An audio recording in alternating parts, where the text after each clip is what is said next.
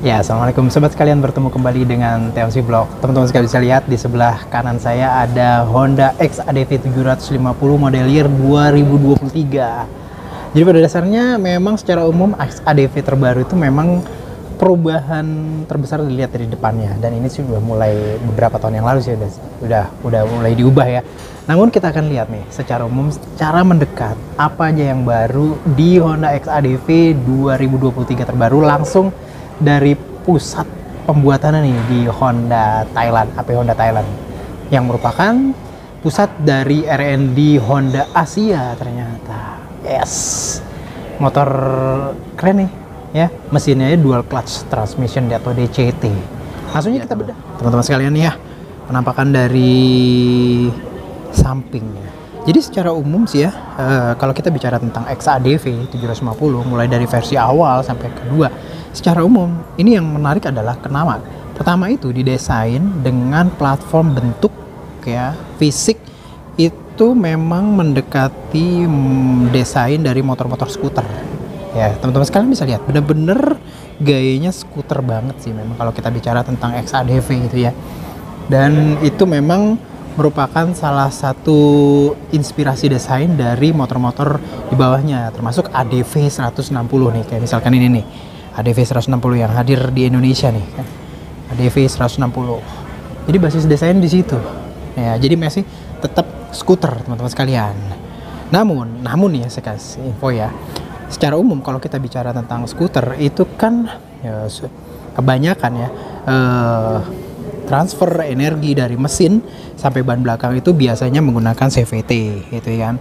Atau apa ya, misalkan kalau misalkan kita lihat di motor-motor lain ya, kayak misalkan di beberapa motor Kymco dan motor-motor Yamaha itu menggunakan kayak belt. Nah, kalau di XADV ini engine-nya pada dasarnya tidak sama seperti kayak motor-motor engine skuter. Ini engine-nya benar-benar lebih ke arah engine mesin sport teman-teman sekalian, karena memang base-nya itu mirip dengan mesin-mesin NC 700-an series Honda yang 2 silinder gitu ya. Itu secara umum mesinnya itu memang nggak selonjoran seperti kebanyakan dari mesin-mesin skuter, kan selonjoran gitu ya biasanya kayak mesin bebek. Tapi kalau mesin XADV itu lebih ke mesin sport, agak ada inklinasi atau sudut, tapi memang tidak terlalu tinggi seperti ke atas gitu loh teman-teman sekalian. Nah, jadi seperti itu. Nah, sama seperti juga dipakai di mesin XADV ini gitu. Dan mesinnya ini dual clutch transmission, kayak misalkan dipakai di Vultus atau NC 750X dan segala macam. Jadi kayak fitur-fiturnya yang bisa dihadirkan di sini nanti tuh dengan dual clutch transmission, dengan sistem transmisi perpindahan gigi 1, kedua, ketiga yang extra smooth gitu ya. Mungkin sama mirip seperti seamless gearbox gitu ya, walaupun berbeda banget udah pasti sistemnya. Itu kita bisa melakukan proses pergantian gigi itu. Yang pertama itu menggunakan sistem otomatis, jadi perpindahan giginya tuh naik secara otomatis seperti kayak matic-matic di mobil, dan manual. Tapi manualnya nggak perlu harus pencet kopling teman-teman sekalian. Jadi hanya tinggal pencet beberapa tombol-tombol aja. Saya nggak tahu kira-kira tombolnya di sini di mana nih, yang naik dan turunnya gitu ya. Nah, tapi ada tombol-tombol aja. Tapi kalau kita lihat dari bentuk bodinya itu tetap teman-teman sekalian ini skuter banget. Teman-teman sekalian bisa lihat dia dari depannya ya. Tapi basically sih saya lebih suka desain XADV yang lama sih. Jadi desainnya tuh lebih mirip ADV yang, kalau yang lama tuh lebih mirip ADV yang 160 ya. Kalau ADV XADV yang ini tuh nggak tahu deh. Ini sih benar-benar penilaian pribadi aja ya. Dia tuh lebih sangar. Kalau yang lama itu lebih adventure kalau menurut saya. Nah, kalau ini lebih sangar. Tapi itu balik lagi tergantung dari penilaian teman-teman sendiri sih. Tapi kalau saya sih begitu. Saya lebih suka desain yang lama. Cuman memang secara umum di varian ini tuh jauh lebih banyak dihadirkan sesuatu yang baru. Balik lagi ke atas, windscreen-nya ya mirip seperti kayak windscreen ADV 160. Dia tuh hadir kayak adjuster.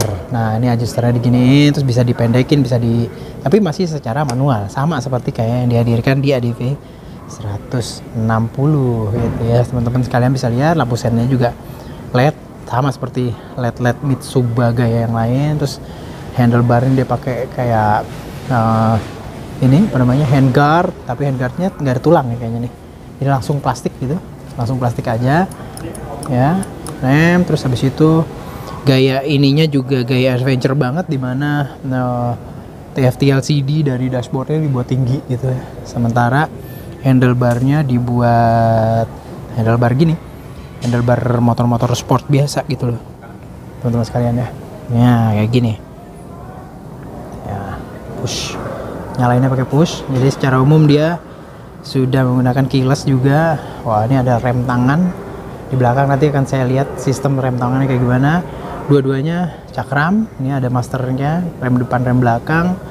Pusatnya kayak gini, jadi dashboard cockpit kayak gini, adventure banget sih ya. Oke, balik lagi ke depan, dia menggunakan suspensi upside down. Upside downnya full teman-teman, full upside down kayak motor sport gitu, dengan ban depan ukuran besar ya. Bridgestone dia pakai Batlex Adventure Tourer ya. Ukuran berapa nih ya? 120 70 17 inch. Flagnya jari-jari, namun dia tubeless. Ini menarik, kenapa? Kalau tubeless jari-jari kan biasanya kalau di tengah itu ada bolong. Nah kalau ini tetap ditaruh di samping, jadi secara umum rimnya itu dibolong, jadi bisa tetap pakai ban tubeless walaupun dia rimnya jari-jari. Cuman ini proses penjalinan jari-jari ini lumayan ruwet nih, nggak gampang. Ini pusing nih ke tukang jari-jari, style jari-jari nih, karena biasanya nyetel jari-jari kan di sini ya dikencengin. Nah ini enggak, dia di daerah bawah, supaya kayak kunci L untuk bisa ngencengin atau gedein pada saat setting atau nyetel jari-jari, kekencengan dari torsi jari-jari. Suspensi upside down, remnya dual brake kanan dan kiri, menggunakan kaliper Nissin radial. Ada mata kucing, ini front fendernya kayak gini, mengikuti pergerakan dari ban. Teman-teman kalian di sini ada radiator karena engine-nya berpendingin cairan. Di bagian depan sih oke banget sih ya. Tadi kita bisa lihat di sini sistem ininya lengkap banget, banyak banget pencetan-pencetannya nih. Ada modenya, oh ya, mau riding mode karena dia udah dual apa namanya? Ada throttle by wire ya. Wih, ininya juga banyak banget. Wih, pencetan. Terus ini remnya, terus starter mirip kayak starternya CBR 250 RR, ada mode RM segala macem.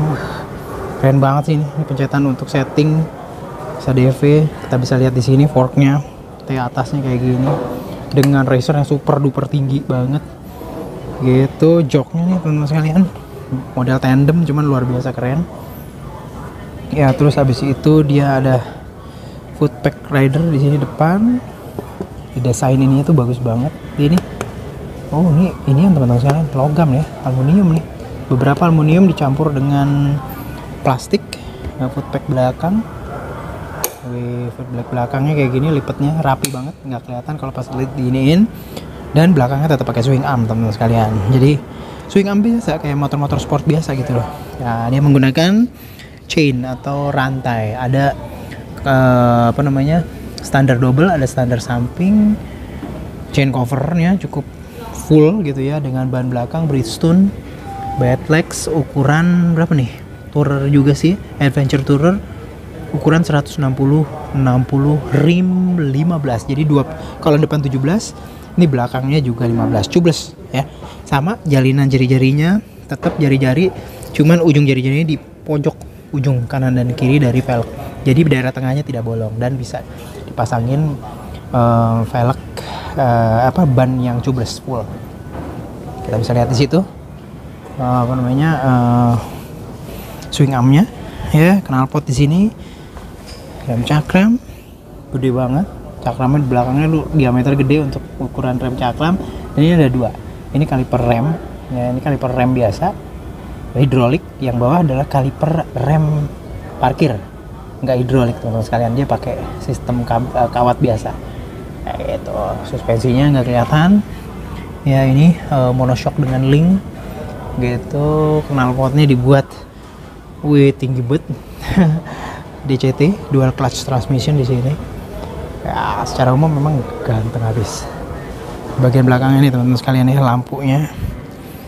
lampu belakangnya XADV yang terbaru 750 dan juga lampu sen. Ini menarik banget sih, asli menarik banget.